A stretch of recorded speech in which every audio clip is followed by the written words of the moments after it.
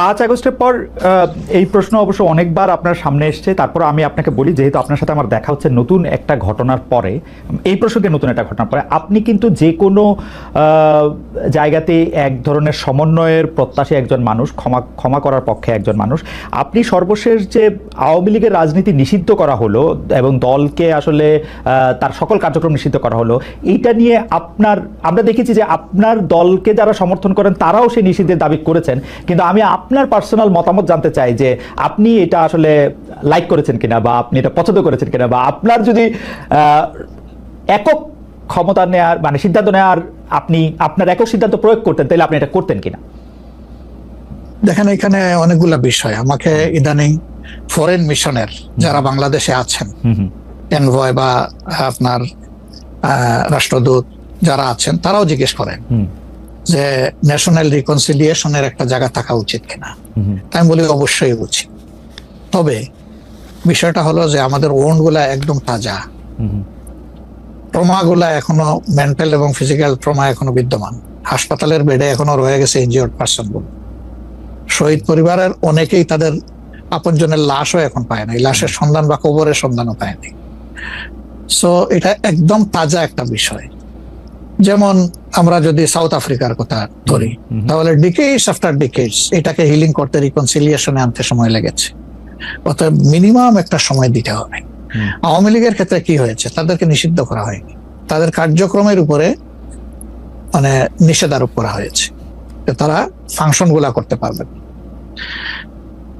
15.5 বছর তো তারা সুযোগ পেয়েছিলেন এই দেশে ফেয়ার ডেমোক্রেসি, তারা চাইলে কিন্তু কালচার করতে পারতেন এবং ইতিহাসে স্মরণীয় হয়ে থাকতে পারতেন। কিন্তু আসলে আপনিও তো তাদের অনেক কর্মকাণ্ডের প্রতিবাদ করেছেন অত্যন্ত জোরালো ভাবে।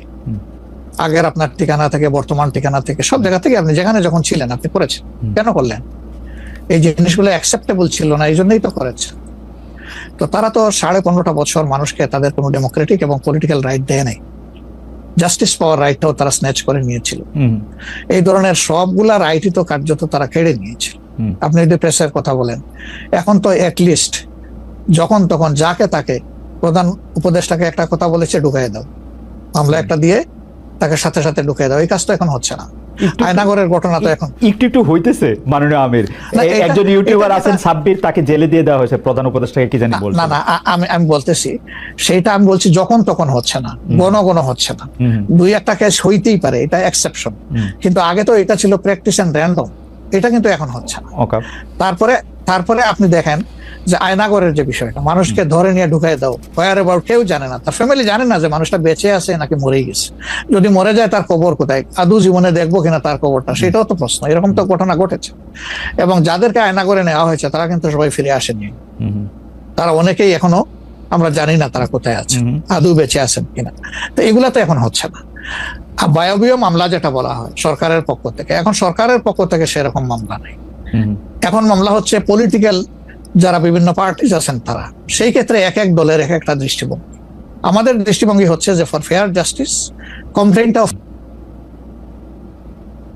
পুরো অ্যাট্রোসিটি করেছেন যারা এটার পারপিটেটর, তাদেরকে ডিরেক্ট যারা আছেন তাদেরকে বাদ দিয়ে আমরা কোনো মামলায় কাউকে আসামি করিনি। এই জন্য আমাদের মামলায় শত শত কোনো আসামি নেই। অন্যান্য সংস্থার বা দলের বা অথরিটির থাকতে পারে। তো এই জিনিসগুলোর কিছুটা হলেও ডেভেলপমেন্ট হয়েছে, কিন্তু আরো অনেক হওয়ার প্রয়োজন আছে এবং সুযোগ আছে। এই ক্ষেত্রে আমি শুধু একটা লাইন করে একটু বোঝার জন্য, যে মানে আওয়ামী লীগ নিষিদ্ধ করা হয় নাই, আওয়ামী লীগের কার্যক্রম নিষিদ্ধ করা হয়েছে, দুইটার মধ্যে তফাৎ কি আসলে? মানে তারা মানে কি করতে পারবে আর কি করতে পারবে না, মানে একজন আওয়ামী লীগ কি করতে পারবে এখন? মানে আমার একটা আন্ডারস্ট্যান্ডিং হচ্ছে আওয়ামী লীগ নিষিদ্ধ, তা আপনি বলতেছেন না দুইটার মধ্যে একটু তফাৎ আছে। তফাৎটা কি আসলে? দেখেন, নিষিদ্ধ তো আমাদেরও করা হয়েছিল, তাই না? এবং একবার না, আমাদের এই সংগঠনের জন্মের পরে দফায় দফায় আমাদেরকে নিষিদ্ধ করা হয়েছে। নিষিদ্ধ যখন কোনো সংগঠনকে করা হয় তখন এই সংগঠনের ব্যক্তিরাও বিভিন্ন ধরনের সমস্যায় পড়ে যান, এর সাথে রিলেটেড ব্যক্তিরা। এমনকি তাদের স্বাভাবিক জীবনযাত্রাটাও তাদের পক্ষে চালায় নেওয়া সম্ভব হয়। তারা যদি সমাজের কোনো ক্রিমিনাল ব্যক্তি নাও হয়ে থাকে, তবুও তাদের উপরে সমস্যা আরোপ হয়েছে। কিন্তু যখন কার্যক্রম নিষিদ্ধ থাকবে তখন ওই পলিটিক্যাল কার্যক্রম গুলা ছাড়া বাকি জীবনের সবই তো তারা করতে পারবে, করছে তো। আচ্ছা, তারা তো এই দেশ ছেড়ে সবাই তো আর চলে যায়নি, সবাইকে জেলেও ঢুকানো হয়নি। এইটা একটু পরিষ্কার হয়েছে। জনাব যুদ্ধাপরাধের মামলায় জামাত নেতা এটিএম আজহারুল ইসলাম খালাস পাওয়ার পর আপনি একটি সংবাদ সম্মেলনে বলেছেন, জামায়াতে ইসলামী বা তার কোনো নেতাকর্মীর মাধ্যমে কেউ ক্ষতিগ্রস্ত হয়ে থাকলে তার কাছে নিঃশর্ত ক্ষমা চাই। এই ক্ষমা প্রার্থনায় কি ৭১ মুক্তিযুদ্ধের সময়টাও আছে কিনা সেটা সেদিন আপনি স্পষ্ট করেননি, আজকে এটা স্পষ্ট করবেন? মানে আপনি, অনেকেই প্রশ্ন করছেন যে জামায়াতের মাননীয় আমির ক্ষমা কিসের জন্য চাইলেন, মানে ৪৭-এর পর থেকে শুরু করে আজকে পর্যন্ত, শুধু ৭১ না, ৪৭-এর পর থেকে শুরু করে আজকে পর্যন্ত আমাদের দ্বারা যত মানুষ যত জায়গায় কষ্ট পেয়েছে, কেউ যদি ক্ষতিগ্রস্ত হয়ে থাকে, সেই মানুষগুলো তাদের সকলের কাছে আমি বিনা শর্তে ক্ষমা চেয়েছি। কেন ক্ষমা চেয়েছি? আমরা মানুষ, ইন্ডিভিজুয়াল মানুষ যেমন ভুল করতে পারে, মানুষের সমষ্টি একটা দলেরও বিভিন্ন ভুল সিদ্ধান্ত থাকতে পারে। কোনটা ভুল কোনটা সঠিক ইতিহাস এটা নির্ধারণ করবে। আজকে যেটাকে ভুল বলা হচ্ছে, কালকে এটাই হয়তো সবচেয়ে বড় সঠিক হিসাবে প্রমাণিত হবে। আর ইতিহাসের পালাবদলে রাজনীতিতে সবাই জিতে না, কেউ জিতে কেউ হারে। আমরা আদর্শবাদী একটা দল, আমরা বিশ্বাস করি আমরা মানুষ ভুলের ঊর্ধ্বে নই। আমাদের দ্বারা, আমাদের সহকর্মীদের দ্বারা মানুষ বিভিন্ন ক্ষেত্রে কষ্ট পেতে পারে, ক্ষতিগ্রস্ত হতে পারে। আমি সব কিছুর জন্য কোনো শর্ত আরোপ না করেই মাপ চেয়েছি। ওকে, মানে ৪৭ এবং মাপ চাওয়ার মধ্যে কোনো পরাজয় নাই, লজ্জা অবশ্যই নাই। ৪৭ থেকে আজ পর্যন্ত যে কোনো কিছুর জন্য মানুষ আপনাদের কাছ থেকে যদি কোনো ধরনের আঘাত পেয়ে থাকে, তার জন্য আপনি দুঃখ প্রকাশ করেছেন বা ক্ষমা চেয়েছেন। এর ভিতরে সব ঢুকে গেছে, কোনো কিছু বাদ নাই। ওকে, এভরিথিং ইনক্লুডেড। আচ্ছা, এবং এটা আনকন্ডিশনাল, মানে অ্যাপোলজি দিয়ে আনকন্ডিশনাল পার্ডন সিক করেছে।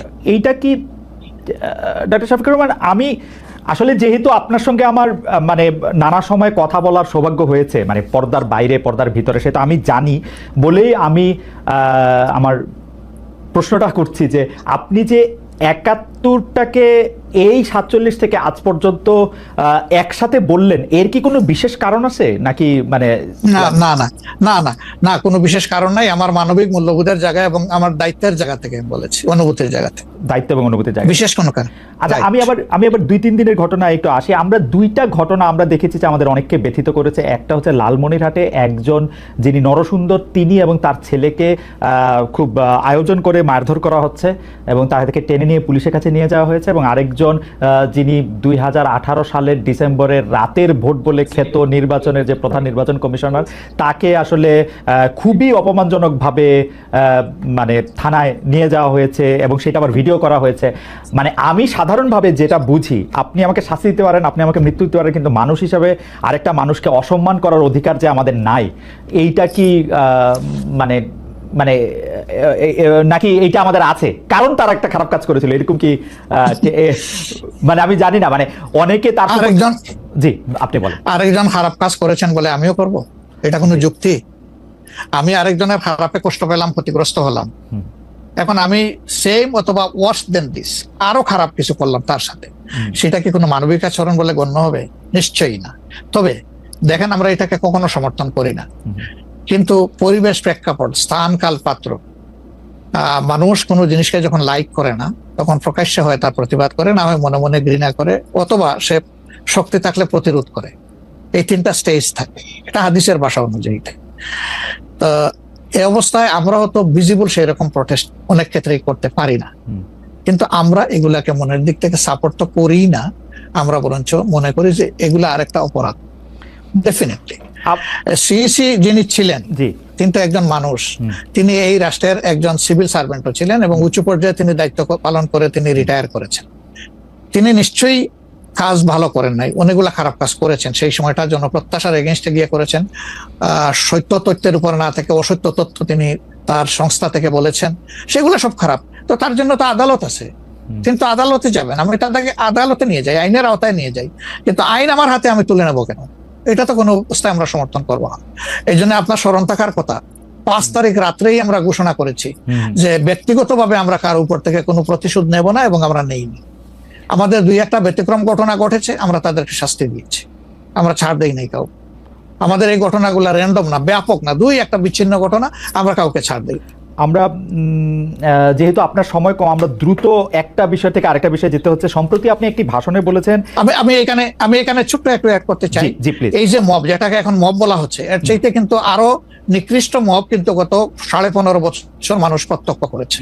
ইভেন আপনাদের সাংবাদিকদের সাথে হয়েছে, আরো অনেকের সাথে, পলিটিশিয়ানদের সাথে। তো এগুলো কোনো ডাল ভাত, কোনো ব্যাপারই ছিল না। সিভিল সোসাইটির মানুষের সাথে, শিক্ষকদের সাথে, কিন্তু ওইগুলা দিয়ে আমরা এটাকে জাস্টিফাই করতে চাই। হয়েছে বলেই আমরা সবাই মিলেই কিন্তু এগুলি প্রতিরোধ করেছি, প্রতিবাদ করেছি। আসলে যে যার জায়গা থেকে প্রচন্ড ভাবে প্রতিবাদ করেছে। আমার মনে আছে ডয়েচে ভেলেতে থাকতে আমি একবার শেখ হাসিনার নাম করে এতবার বলতেছিলাম যে কেন তিনি এটি করবেন, কেন তার এটি সমালোচনা করা যাবে না, এবং কেন তার এটা, মানে আমার মনে আছে যে মানে আমার সাংবাদিকতায় আমি কোনো সময় অ্যাক্টিভিজম করতে চাই না বা অ্যাক্টিভিজমের জায়গা থেকে, কিন্তু এইগুলির প্রতিবাদ আমরা সবাই মিলেই আসলে করেছিলাম, যে যার অবস্থান থেকে। এখন আমাদেরকে করতে হবে। এখনো যদি আমরা সেই জায়গার মধ্যেই থাকি এবং কেউ কেউ আমরা এটা বলি যে তারা করেছে সেজন্য এটা ঠিক আছে, সেইটার ব্যাপারে আপনার কাছে বিচার দিতে চাইছি। প্রশ্নই ওঠে না, এটাকে সাপোর্ট করা যাবে না। আরেকজন অন্যায় করেছে তাই আমি আরেকটা অন্যায় করবো, এটা চলবে না। আর তাইলে আমরা ভালোর দিকে আগাবো কিভাবে? অ্যাবসলিউটলি আমরা তো আগাতে পারবো। আপনি সম্প্রতি এক ভাষণে বলেছেন, আরেকটা প্রসঙ্গে যায়, যে সেই গণতন্ত্র হালাল যার মাধ্যমে আল্লাহর বিধান কায়েম করা যাবে, বুলেট নয় ব্যালটের মাধ্যমে যেতে হবে। এটা আপনি বলেছেন হাদিসের রেফারেন্স দিয়ে। আপনার এই বক্তব্যের প্রতিবাদ করেছেন মুফতি ডক্টর সাইদ মোহাম্মদ এনায়েতুল্লাহ আব্বাসী সিদ্দিকী। রবিবার ফেসবুক এক পোস্টে দাবি করেছেন যে তিনি হাদিসের সুস্পষ্ট অপব্যাখ্যা করেছেন। আপনি এক লাইনে আবার একটু ব্যাখ্যা দিবেন কিনা? আমি হাদিসের ইয়ে দেই নাই, আমি বলেছি যে ডেমোক্রেটিক যে প্রসেসটা, এটা রাসূল করিম সাল্লাল্লাহু আলাইহি সাল্লামের পরে যারা রাষ্ট্র পরিচালনা করেছেন খুলাফায়ে রাশিদিন, তাদের সময় ছিল, এবং এটা বাস্তবতা আমরা সবাই জানি। হযরতে ওমর খুতবা দিতে দাঁড়াইছেন, সাধারণ মুসল্লি বলছে আমি আপনার খুতবা শুনবো না। কেন শুনবেন না? ওই যে আমরা কুশাগার থেকে কাপড় পাইলাম, আমার কাপড়ে লম্বা জামা হইলো না, আপনারটাই লম্বা জামা হইলো কেমনে? এই তো সেম কাপড় দেখতেছি। তখন তিনি তার ছেলে আব্দুল্লাহ ইবনে ওমরকে বলেছিলেন, বাবা তুমি এবার জবাব দাও। তিনি দাঁড়াইয়া বললেন যে দেখেন বাবা তো রাষ্ট্রের দায়িত্বশীল, তার সাথে বিভিন্ন বিদেশি প্রতিনিধি দল আসে, এই রাষ্ট্রের সম্মানে আমি বাবাকে বলেছিলাম যে বাবা আমাদের পোশাক 2 টুকরা করে কাটার দরকার নাই, আপনি অনুমতি দিলে আমি কুশাগারকে রিকোয়েস্ট করতে চাই যে আমাদের 2 পিস না কেটে দিয়ে দেওয়ার জন্য, সেটা দিয়ে আপনি জামা বানাবেন। তো আমার বাবা এবং আমার 2 পিস মিলে উনার 1 পিস হয়েছে, এবং তাই উনার জামা লম্বা। তো লোকটা বসে আল্লাহ শুকরিয়া আদায় করে বললেন যে খলিফাতুল মুসলিমিন, এবার আপনি আপনার খুতবা দেন, আমি শুনবো, মন ভরে শুনবো। তো এই দেখেন, এটাই তো বিউটি অফ ডেমোক্রেসি। ওই যে আপনি ফ্রিডম অফ এক্সপ্রেশন বললেন, এর চাইতে ভালো ফ্রিডম অফ এক্সপ্রেশন কোথায় পাবেন আপনি? আমি বলেছি যে না, গণতন্ত্র হচ্ছে এটা কোনো ইজম না, এটা আপনি নিজেও জানেন। গণতন্ত্র কোনো মতবাদ না, it's a way to establish your ism. আপনি যেটা চয়েস করেন, এটা ক্যাপিটালিজম হইতে পারে, সোশ্যালিজম হইতে পারে, কমিউনিজম হইতে পারে, এরকম যেটাই হোক সেটা আপনি করবেন, কিন্তু এটা একটা ওয়ে, এই বাহনের উপরে আপনি চড়ে যাবেন। সেটা যদি আল্লাহর দিন কায়েমের উদ্দেশ্যে হয়, তাহলে অবশ্যই এটা মুসলমানদের জন্য হারাম হওয়ার কথা না। এখন আমার কথার সাথে তো ডিফার করতেই পারেন, উনি একজন লার্নেড মানুষ, আমি তাকে রেসপেক্ট করি, এবং কারো ডিফারেন্সটাকেও আমি রেসপেক্ট করি, কারণ এটা না হলে তো আপনার ফ্রিডম অফ এক্সপ্রেশন থাকবে না, এবং মাল্টিকালচারাল সোসাইটিও বিল্ড আপ করা সম্ভব হবে না। আচ্ছা, অ্যাবসলিউটলি ফাইন। আচ্ছা, আপনি শুক্রবার একটা দলীয় কর্মসূচিতে বলছেন যে দিন কায়েমের চেষ্টা বা প্রচেষ্টা ঐচ্ছিক নয়, মুমিনের উপর ফরজ। আরবার আপনাদের দীর্ঘদিনের একটা স্লোগান হচ্ছে এরকম, আল্লাহর আইন চাই। এখন একটি নতুন প্রচারণা, মানে অনেক দলকেই ক্ষমতায় দেখা যায়, মানে জামাত ইসলামের একটা নতুন প্রচারণা এরকম যে অনেক দলকে ক্ষমতায় দেখা হয়েছে, জামাতকে একটিবার সুযোগ দেওয়া হোক, আপনারা যদি নির্বাচনে জিতে ক্ষমতায় যেতে পারেন তাহলে কি বর্তমান ব্যবস্থা পাল্টে কোরআন সুন্নাহ ভিত্তিক শাসন বা শরিয়া আইন, শরিয়া ব্যবস্থা চালু করবেন? আসলে দেখেন, কোরআন সুন্নাহ ভিত্তিক মানে অনুশাসন যেটা, এটার ব্যাপারে সমাজের পারসেপশনের ভিন্নতা আছে। আমাদের বাংলাদেশের যে সংবিধান আছে, এই সংবিধানের অনেকগুলা আর্টিকেল, অনেকগুলা ধারা উপধারা কোরআনের সেন্সের সাথে পুরোপুরি মিলে যায়, এটার সাথে কোনো ডিফারেন্স নাই। আবার কিছু কিছু ধারা আছে সেখানে কনফ্লিক্ট, কন্ট্রাডিকশন আছে। ওরকম পরিবেশ পরিস্থিতি যখন আসবে, জনগণের প্রত্যাশার আলোকে এটা মানে সবার সাথে ইন্টারেক্টিভ হয়, সবাইকে সাথে নিয়েই ইনশাআল্লাহ ভালো জিনিসগুলোকে আমরা ইনপুট দেবো আল্লাহ থেকে। তবে এটাও মনে রাখার বিষয় যে কোরআনী শাসন হঠাৎ করে আল্লাহ তাআলা এস্টাবলিশের হুকুম দেন নাই, it was a gradual process. For example মাদক কিন্তু দুনিয়ার কেউ কিন্তু এটাকে অ্যাপ্রুভাল দেয় না, বাট এটার প্র্যাকটিস সব জায়গায় আছে, এটা বাস্তবতা। তো সেই মদ যখন হারাম ঘোষণা করা হয়, নিষিদ্ধ করা হয়, তখন কিন্তু 3 পর্যায়ে গিয়ে চূড়ান্তভাবে এটা নিষিদ্ধ করা হয়েছিল। তো এটা গ্রাজুয়াল একটা প্রসেস। আপনি একটা ক্রাইম থেকে দীর্ঘদিনের প্র্যাকটিস থেকে মানুষকে সরাবেন, আল্লাহ তাআলার সেই বিধানকে অনুসরণ করেই আমরা আগাবো ইনশাআল্লাহ। 5 আগস্টের পর থেকে বিএনপির পক্ষ থেকে যেহেতু জাতীয় নির্বাচনের দাবি জানানো হয়েছিল, এটা নিয়ে অনেক তাদেরকে রঙ্গব্যঙ্গ করা হয়েছে। জামায়াতে ইসলামী মাঝামাঝি থেকে ফেব্রুয়ারি ইলেকশনের কথা বলেছে, রোজার পরেও ইলেকশনের কথা বলেছে, রোজার আগেও ইলেকশনের কথা বলেছে, কিন্তু আমরা দেখতে পাচ্ছি জামায়াতে ইসলামী 300 আসনে প্রার্থী ঘোষণা করে ফেলেছে। আপনারা যদি পরে কোনো রাজনৈতিক জোট করেন বা পরে যদি কোনো ধরনের রাজনৈতিক সমঝোতার মাধ্যমে জাতীয় সরকারের একটা আবহ তৈরি হয়, তাহলে কি হবে? আপনারা এখনই জোট ঘোষণা করে ফেলেছেন, সেটা কেমন হলো? আলহামদুলিল্লাহ, এটা আমাদের সাথে যাদের ইন্টারেকশন আছে তারা সবাই জানেন। আমরা বলেছি যে এটা আমাদের অফিসিয়াল ঘোষণা না, এটা হলো প্রাথমিক সিলেকশন, এবং সমস্ত আমাদের নমিনি যারা হবেন তাদেরকে সেম মেসেজ দেওয়া হয়েছে যে জাতীয় বৃহত্তর স্বার্থে যে কোনো সময় যে কোনো পরিবর্তন যে কোনো আসনে আসতে পারে। আমাদের সংগঠন এটার জন্য পূর্ণ প্রস্তুত। প্রয়োজনে আমার থেকেই পরীক্ষা শুরু হবে, কোনো অসুবিধা নেই। আপনার কাছে ছোট একটি পরীক্ষা, সেটি আপনার পরীক্ষা না, আপনার কাছে একটি ছোট পরীক্ষা। আপনি কুষ্টিয়া 3 সদর আসনে জামাত ইসলামের এমপি প্রার্থী হিসেবে ঘোষণা করা হয়েছে জনপ্রিয় ইসলামী বক্তা জনাব আমির হামজাকে, কিন্তু এদিকে আবার জামাতি ইসলামীর শুরা সদস্য জনাব ফরাদ হোসেন রয়েছেন, তার নামও জোরে সোরে শোনা যাচ্ছে। অনেকেই বলছেন যে তৃণমূল জামায়াত আসলে পছন্দ করে নাই হঠাৎ করে এরকম একজনকে মনোনয়ন দেওয়া। এই বিষয়টাকে আসলে আপনি কিভাবে দেখেন? শুধু জনপ্রিয় নট দ্যাট। আমরা যখন কোনো জায়গায় নমিনি সিলেকশন করি তখন দুইটা জিনিস আমরা বিবেচনায় নেই। একটা হলো যে এই নমিনির ব্যাপারে স্থানীয় সংগঠনের যারা নেতাকর্মী আছেন তাদের দৃষ্টিভঙ্গি কি, 2 নম্বর হচ্ছে জনগণের দৃষ্টিভঙ্গি কি। এই দুইটা বিষয়কে আমরা বিবেচনায় নিয়েই প্রার্থী সিলেকশন করি। এবং এটা যেগুলো শুনতেছেন, অনেক সময় আমাদেরকে অতি ভালোবাসেন যারা, ওই যে আপনি একবার আমাকে জিজ্ঞেস করলেন যে আপনাদের ব্যাপারে এত বিরোধিতা করে কেন, আমি বলছিলাম যে তারা অত ভালোবাসে তো অনেক বেশি, এই জন্য আমাদেরকে নিয়ে কসলাইতে হবে। জনাব আমির হামজার বিরুদ্ধে যে দুটি বক্তব্য বেশি সামনে আসছে, তিনি একবার বলেছিলেন যে তার 14 গোষ্ঠী সবাই আওয়ামী লীগ করেন। 2 নম্বর হচ্ছে যে এই জুন মাসেও জনাব আমির হামজা নিজ এলাকায় মোটরসাইকেল শোডাউন করেছেন, যেই শোডাউনের রাজনীতি অ্যাপারেন্টলি আপনারা উৎসাহ দেন না, কিন্তু তাকে এটি করতে দেখা যাচ্ছে। হ্যাঁ, আমরা তার দৃষ্টি আকর্ষণ করেছি। ওকে, আমরা এই ব্যাপারে দৃষ্টি আকর্ষণ করেছি যে পাবলিক ইনকনভিনিয়েন্স হয় এমন কোনো কাজ আমরা করব না, যত দূর সম্ভব এটা আমরা অ্যাভয়েড করে চলবো। এটা আচ্ছা, আমরা আরেকটা প্রসঙ্গে আসি যে লন্ডনে ডক্টর মোহাম্মদ ইউনূস এবং জনাব তারেক রহমানের বৈঠকের পর যৌথ বিবৃতির প্রসঙ্গে জামায়াতে ইসলামী একটা শক্ত অবস্থান নিয়েছে। তারা বলেছে যে বৈঠককে তারা স্বাগত জানিয়েছেন, কিন্তু যৌথ বিবৃতিটা তারা পছন্দ করেন নাই। এই কারণে জাতীয় ঐক্যমত্য কমিশনে তাদের অংশগ্রহণও তারা একদিনের জন্য বয়কট করেছেন, মানে আপনারা বয়কট করেছেন। পরে আবার ডক্টর মোহাম্মদ ইউনূস আপনাকে ফোন করেন এবং সেই টেলিফোনের পরে আপনি ডক্টর মোহাম্মদ ইউনূস টেলিফোনে কি বলেছিলেন আপনাকে, সেটাকে আমাদের একটু বলা যাবে? না, উনি আসলে সেখানকার পরিবেশটাই তুলে ধরেছেন সামগ্রিকভাবে যে কেন উনি এটা করতে গেলেন। আমাদের কনসার্নের জায়গা ছিল যে তিনি নির্বাচনের একটা টাইম লাইন, ডেট না, একটা টাইম লাইন ঘোষণা করেছিলেন যে এইটা 1st of April কোনো একটা সময়ে নির্বাচন অনুষ্ঠিত হবে এবং নির্বাচন কমিশন সেই ব্যাপারে তারিখ নির্ধারণ করে তারা শিডিউল দেবে। এটা কিন্তু সবগুলা দলের সাথে সিরিজ অফ টকের পরে, উনি সরাসরি আলোচনার পরে এটা করেছিলেন। এরপরে তিনি লন্ডনে গিয়েছেন। তারেক রহমান সাহেব যেহেতু দেশে নেই এবং তিনি কার্যত বিএনপির এখন হইলেন নির্বাহী প্রধান, ভারপ্রাপ্ত চেয়ারম্যান, তার সাথে একটা বৈঠক হওয়াই উচিত, হইতেই পারে, এটা তো ভালো, এটা খারাপ কি? রাজনীতিতে ডায়ালগই তো উত্তম সমাধান। এবং বিএনপির কিছু কনসার্ন ছিল, তার সাথে আলোচনার মাধ্যমে সেটা যদি দূর হয় এটা তো ভালো, জাতীয় জীবনের জন্য ভালো, জাতীয় রাজনীতির জন্য ভালো। কিন্তু যেটা সকল দলের সাথে আলোচনা করে তিনি একটা টাইম লাইন দিলেন, শুধুমাত্র একটা দলের সাথে আলোচনা করে সেইটা থেকে এইভাবে তার প্রকাশ্যে ঘোষণা দেওয়া, যদিও তিনি ডেফিনেটলি বলেন নাই যে রমজানের আগেই হবে, তিনি বলেছেন যদি এই জিনিস ফুলফিল করা যায় তাইলে সেটা আগেও চিন্তা করা যেতে পারে, কিন্তু সেটা ভালো হতো। আমাদের বক্তব্য হচ্ছে ভালো হতো দেশে এসে তিনি তাকে বলতেন যে আমি সম্মানের সাথে আপনার কথা শুনলাম, আমি মনে করি আপনার কথাগুলো লজিক্যাল, আমি দেশে গিয়ে আবার দলগুলোর সাথে একটু আলাপ করবো, করে এটাকে কিভাবে শেপ দেওয়া যায় আমি চিন্তা করবো, আপনি আমার উপর আস্থা রাখতে পারেন। That was good. কিন্তু এটা না করে সেখানে এটা ঘোষণা দেওয়াটাকে আমরা সঠিক মনে করি নাই। আমরা মনে করি যে ক্ষমতার ভারসাম্য একদিকে হেলে গিয়েছে এবং জাতি একটা রং মেসেজ পেয়েছে, এই জন্য আমরা আমাদের এই পর্যায়ে এটা আমার একটা প্রশ্ন, আপনার কাছে কি মনে হয় পরবর্তী জাতীয় সংসদ নির্বাচন আসলে কোন দিন কোন মাসে হবে? আমি ঠিক এটা জানি না, তবে আমি মনে করি যে এটা এপ্রিল পাড়ি দেবে না কোনো অবস্থায়। আর ফেব্রুয়ারিতে হলে আমিই বলেছি সবার আগে আপনি বলেছেন যে হ্যাঁ, যে ফেব্রুয়ারিতে হলে এটা বেস্ট, কারণ এই সিজনটা আমাদের জন্য কমফোর্টেবল সিজন ইলেকশনের জন্য। আপনার কাছে কি মনে হয় আপনার মনে কি এরকম একটা সম্ভাবনা আপনি দেখতে পান যে এটা রমজানের পরেও আসলে যেতে পারে? সেই ক্ষেত্রে রমজানের সময় আপনাদের ক্যাম্পেইন করতে হবে। বেশিরভাগ সময় আমরা দেখি যে রমজানের সময় ধর্মপ্রাণ মুসলমানদের অনেকেই আসলে দুনিয়াবি কোনো জিনিসের মধ্যে থাকতে চান না, সেই ক্ষেত্রে ভোটের মানে এখনো কি? আমার মনে হয় যে রমজানে তো আমরা সব ধরনের সব কাজই তো করি, কাজ তো আমরা বাদ দিই না কোনো, রাইট, অফিস আদালত ব্যবসা বাণিজ্য সবই তো করি, খেত খামার যার যেটা আছে।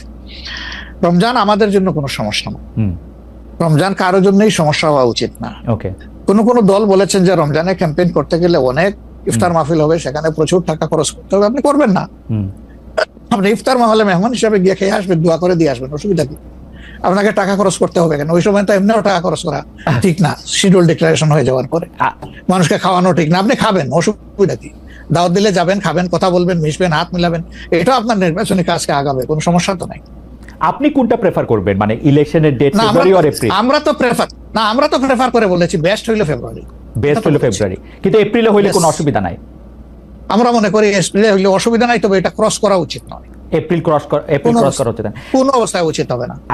আপনি কি মনে করেন এখন যদি নির্বাচন কমিশন বলে যে তারা ডিসেম্বরে নির্বাচন দিতে চান, তাইলে কি আপনারা আপত্তি জানাবেন না আপনাদের এটা? হ্যাঁ, না, আমরা ওই যে 2-3টা জিনিস বলেছি, যে বেসিক রিফর্ম, তারপরে হচ্ছে আপনার দৃশ্যমান বিচার, প্রবাসীদের ভোট ইনকর্পোরেট করা, এই 3টা জিনিস যদি আমরা মিনিমাম পাই, তাহলে ডিসেম্বর কেন, সামনের মাসে হইলে আমাদের কোনো আপত্তি নেই। ডিসেম্বর আমাদের দর্শক, আর আমরা দেখেন মূল থেকে কখনো বলি নাই যে এই মাসে হতেই হবে, এই শব্দ কিন্তু কখনো আমরা উচ্চারণ করিনি। আমরা এই ব্যাপারে ফ্লেক্সিবল, আমরা প্রধান উপদেষ্টার কমিটমেন্টের উপরে রেসপেক্ট শো করতে চাই। উনি বলেছিলেন ডিসেম্বর এই বছর অথবা আগামী বছরের জুনের মাঝখানে যে কোনো সময় তিনি নির্বাচন দিবেন। তা আমরা দেখতে চাই যে তিনি তার কথার উপরে আছেন। তবে এটাও ঠিক যে মে জুন এইগুলা কিন্তু ইলেকশনের জন্য কোনো ফেভারেবল টাইম না। ইভেন এপ্রিলটাও একটু কষ্ট হবে, এই ব্যাপারে বলার অপেক্ষা রাখে না। ফেব্রুয়ারির চাইতে এপ্রিলে কিন্তু একটু কষ্ট বেশি হবে। আপনাকে যেহেতু মানে একটু তাড়াতাড়ি, সেজন্য আমাদের শেষ প্রসঙ্গ সেটা হচ্ছে বিএনপির সাথে জামায়াতে ইসলামের সম্পর্ক। আমরা দেখেছি যে আপনি এবং আপনাদের দলের নায়েবে আমির, তারা দুজনেই বিএনপির চেয়ারপারসন এবং ভারপ্রাপ্ত চেয়ারপারসন যারা লন্ডনে ছিলেন তাদের সাথে দেখা করেছেন। দেখা করার পরে আমরা রাজনীতিতে একটা ইতিবাচক সুবাতাস দেখেছিলাম। আপনি এসে ফেব্রুয়ারিতে ইলেকশনের কথা বলেছিলেন। এখন আবার ব্যাপারটা আসলে কোন জায়গায়, মানে জামায়াতে ইসলামী বিএনপি কি পরস্পর মুখোমুখি অবস্থায় আছে? তাদের মধ্যে কি আবার একটা সদ্ভাব, মানে আসলে অবস্থাটা কি এখন? আসলে সমস্যাটা আমাদের না, সমস্যা আপনাদের। আচ্ছা, মিডিয়ায় যারা আছেন তাদের। আচ্ছা, আমরা তো মুখোমুখি না, আমরা তো পাশাপাশি আছি। তো ওকে, আমরা এই যে ঐক্যমত্য কমিশন বলেন বা অন্যান্য মিটিং গুলা বলেন বা আমাদের নিজেদের মধ্যে কথাবার্তা বলেন, আমরা তো কোনটা বন্ধ রাখি নাই, আমরা সবটাই আছি। কিন্তু কতিপয় মিডিয়া, সবাই না, এই কুচে টেনে সুতা বাইর করে কোথায় একটু বিএনপির মুখামুখি জামাত হবে, জামাতের মুখামুখি বিএনপি হবে, এটার মধ্যে জাতির কি কল্যাণ আছে আমরা বুঝতে পারি না। আমাদের তো ওরকম কোনো রেশারেশি সম্পর্ক নাই। আমি হচ্ছে যে দুটা, খালি আপনি মিডিয়ার কথা বলছেন, ভালো করছেন। এখন আমরা তো আসলে মানে মিডিয়া থেকে অনেক সময় তথ্য নেই। বিএনপির নেতার প্রসঙ্গে একটি সংবাদ শিরোনাম আমি পড়েছি, ভোট হলে তো তাদের গুরুত্ব থাকবে না, জামায়াতকে ফখরুলের খোঁচা, স্বাধীনতার অবিশ্বাসীদের সমর্থন করা যাবে না, মির্জা ফখরুল। আবার আরেকটা রিপোর্ট, আবার আরেকটা পত্রিকার রিপোর্ট, জামায়াতকে স্বাধীনতা বিরোধী বলা হলে অনেকের বাবাও রাজাকার ছিলেন, জামায়াতের সাধারণ সম্পাদক বলছেন। তো আপনি আসলে শুধু মিডিয়াকে না বলে, আমরা তো একটা নেতাদের মধ্যে আপনারে তো একটা দেখি না, মানে আপনারা আমি মনেই করতে পারতেছি না, আমি প্রাণপণে মনে করতে চেষ্টা করতেছিলাম, কিন্তু নেতা কর্মীদের মধ্যে তো ব্যাপারটা আসলে আমরা দেখি না আছে, এটা আমি অস্বীকার করব না। জি, এটা যে কিছু নাই আমি সেটা বলছি না। তবে একটা কথা দেখেন যে আসলে গর্ব অহংকার বড় খারাপ জিনিস। অহংকার আল্লাহ তাআলার চাদর, এটা নিয়ে কেউ টানাটানি করুক, এটা মহান আল্লাহ পছন্দ করেন না। তো গর্ব অহংকার করতে করতেই একদল কোথায় গেছে চিন্তা করেন। তারা তো সবসময় মানুষকে কুচিয়ে কথা বলতেন, রাইট? কোথায় তোমাদের ঈদের পরের আন্দোলন, কোথায় গিয়ে আশ্রয় নিবা, এই ধরনের অনেক কথাবার্তা ছিল না? অবশ্যই ছিল। তা এটা যদি আমিও বলি, এটা গ্রহণযোগ্য হওয়া উচিত নয়, এবং এটা অন্য কেউ যদি বলে সেটাও গ্রহণযোগ্য হওয়া উচিত নয়। কাউকে নিয়ে উপহাস করতে নাই। আপনাকে নিশ্চিত থাকতে হবে আপনি যাকে নিয়ে উপহাস করছেন, আল্লাহ একদিন তার কাছে আপনাকে নিয়ে দাঁড় করাবেন, এবং তখন আপনি লজ্জিত হবেন। তো আমাদের কারোই এমন কথা বলা উচিত না যে এই কথাটা বলে এরপরে আপনার মুখের দিকে তাকাই আমি হাসতে পারবো না, এমন কোনো কথা বলা উচিত। 10:42 বাজে, আমি কি একটা ছোট্ট প্রশ্ন আর করবো 2-1 মিনিটের মধ্যে, এটা উত্তর দিতে পারবেন? প্লিজ।